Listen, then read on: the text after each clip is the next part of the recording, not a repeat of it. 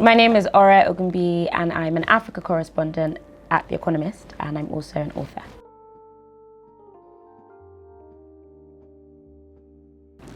I think it's up to journalists to be multimedia journalists. I think anyone who thinks as a print journalist you can only be a print journalist is going to get left behind.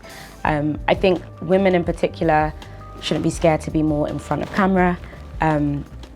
So doing more video, doing more podcasts, and just getting in front of things. I think where media is going to be a lot more people-centered. At The Economist, we mostly write anonymously. We don't have bylines. That's all kind of changing. Even though we still don't have bylines, you can figure out who our journalists are because our product has become a lot more digital facing. So I think for people, and also especially women, just making sure that they are prepared to be front of camera, front of mic, as opposed to hiding behind words, which I think sometimes print journalists can.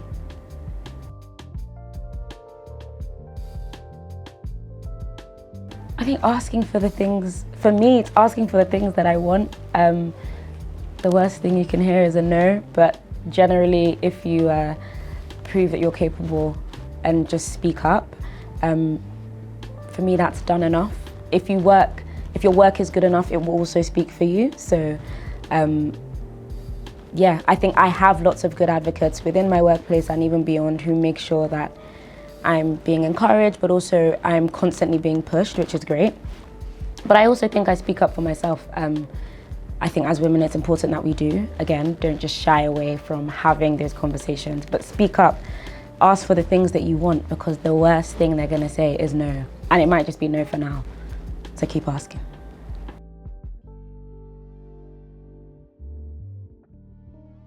I think yes, because I've just had a lot of positive reinforcement in my life. I think, and I'm really grateful for that, I don't take it for granted, but I think because I've always had lots of encouragement, positive reinforcement, I've been able to speak up for myself because I'm speaking from a place of, I guess, confidence. I feel good about the work that I produce and my skill set and what I bring to the table. So I think that has always helped.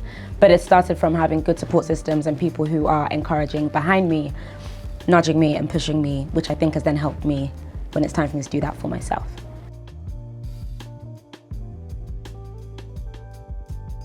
I think a lot of journalism is putting yourself out there. You have to put yourself out there when you want to speak to sources, when you're pitching your stories. It ends up becoming quite a vulnerable position. I think sometimes I'm even conscious of feeling like I'm constantly asking people for stuff.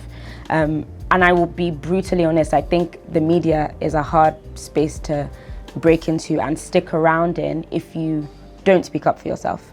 So I think you've got to ask yourself how much you want it, because it's a huge part of this job. And I think be reminded and grounded in how good you are at what you do. I think the confidence really does start from within, and go for it. But yeah, believe in your work, believe in your skill set, in your capabilities. The worst thing people could possibly say is no, just go for it. Yeah, fear is stopping too many people from doing the things that they are more than capable of.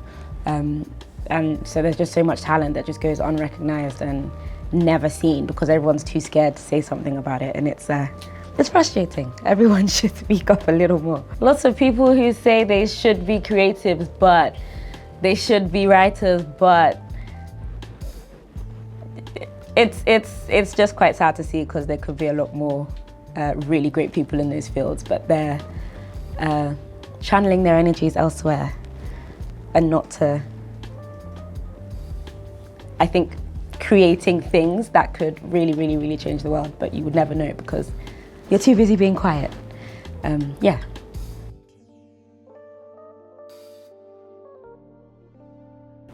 Last year I did a long form podcast about Nigerians who have been sex trafficked to Dubai.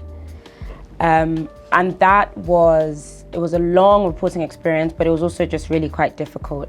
I think it touches on lots of really current issues, but specifically like the desperation and just how desperate a lot of people are to leave the country. I think it's easy as a spectator to look at that kind of story and think, how can someone get tricked into this life?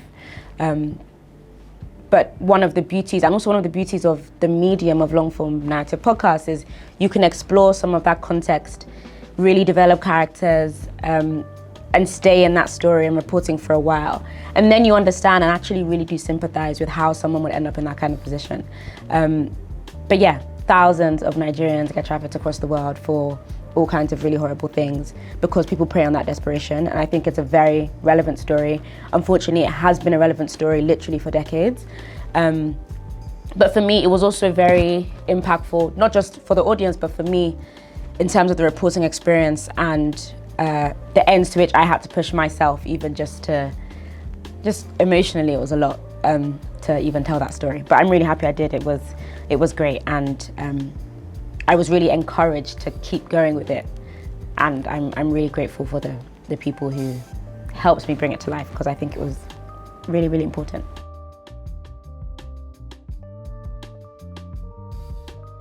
I'm gonna annoyingly flip that question in that I'm careful about what feedback I internalize and like from who. So I think sometimes you get really positive reviews and it's very easy to get caught up in hype. But some of the feedback that has been most impactful for me has been from fellow colleagues, and sometimes it's really critical. Now that matters to me more because these are people who I'm learning from, who are helping me grow. There's times I've had to rethink how I'm approaching stories. There's times I've had to completely rethink how I'm structuring stories. And that's because of feedback I've gotten from people who are much better than me. So, yeah, I think it's very easy to hold on to people telling you that your work is great, but you have to be careful to not just believe in your source, but like, you have to be careful to not only lean on positive feedback. And I think some of the really memorable, impactful stuff has been things that have challenged me to work harder, to focus more, to think differently, which can sometimes be harder to take in at the time, but ultimately my work is better for it. So yeah, really critical, but sometimes quite specific stuff from colleagues, I think has really changed and improved my work. I think less advice, but maybe some affirmations that you actually are a good writer. I think now I'm like, okay, yeah, I can kind of do this thing, but I wasn't good at English at school. Wasn't good is, I guess, relative, but it was my worst subject and I really struggled to do well in English. But having to separate that from, well, kind of separate that from the fact that I can still write, that I am still creative, that I'm still good with words, just because I struggled with this as a subject. I think I definitely needed to hear that, because there was a lot of doubt about coming into writing a book, into going into the media, that I think I could have overcome quicker if I genuinely believed that I was a good writer. And this isn't all just a fluke, like some long 7-year fluke. And I can actually write. I think I needed to hear that earlier. Like my best friend and I wrote a book because we got approached with a deal. So it was, obviously you guys should write about all this. And we thought, okay, maybe we should write about all this. And then you start writing, actually, we love writing about this stuff. Actually, it's really important that we write about this stuff. Similarly, even with journalism, I wrote an article from a very sad place that ended up really resonating with people. As far as I was concerned, that was a glorified rant, but turns out it was actually quite well written, and people found a lot of solace in that. That then made me think, okay, maybe I should try this journalism thing, thinking a bit more about how I tell stories and the abilities that I might have there. And even then, I still left journalism school thinking, but I'm not as good as all these other guys. These other guys really know what they're doing here, whereas I'm just a fluke. But then, yeah, The Economist found me and clearly reminded me that I still like writing and could be good at writing, and I'm a good fit for a job like this. But again, it's lots of people believing in me along the way, because I don't know, if they hadn't come and found me in the way that they did, I don't know that I would be here. And now I'm like, this is obviously the best place I could possibly be. This particular institution, covering also this particular kind of work, is exactly where I'm supposed to be. Of course, I just was too blind to see it for a bit too long. How did you find it? In my last job, which we don't talk about anymore, they found me my last job. And yeah, someone somewhere had clearly put my name forward, shared my profile with someone who was looking for someone just like me. And then yeah, I went through some applications and have ended up, I think, in the perfect fit of a job, even if it's after a few years of doing other things as well, which have also been important.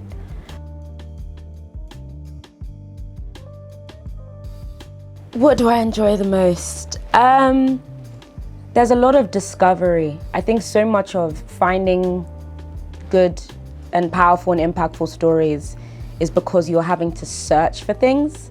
And I really enjoy that. It means travel. It means talking to people you otherwise wouldn't. It means diving into industries that you maybe hadn't considered interesting for some other reason.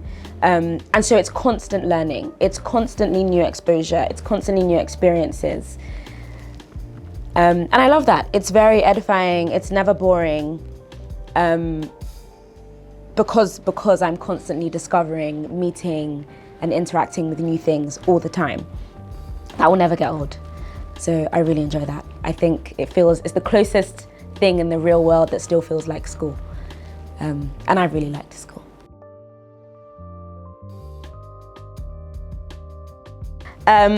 Point and Kill by Little Sims and Ogunbiyi is a brilliant song. And that, I mean, like literally from the first line, I'm up, I'm awake, I'm active, I'm locked in. Yeah. Okay. What do you like about that song? Are you joking me? No. Literally the beat from the second the song starts, it's brilliant. It's a brilliant intro. I love Little Sims. She's like doing her like British Nigerian thing. And also Ogunbiyi's sound is just very lovely. But it sounds like an army marching corps. I love it.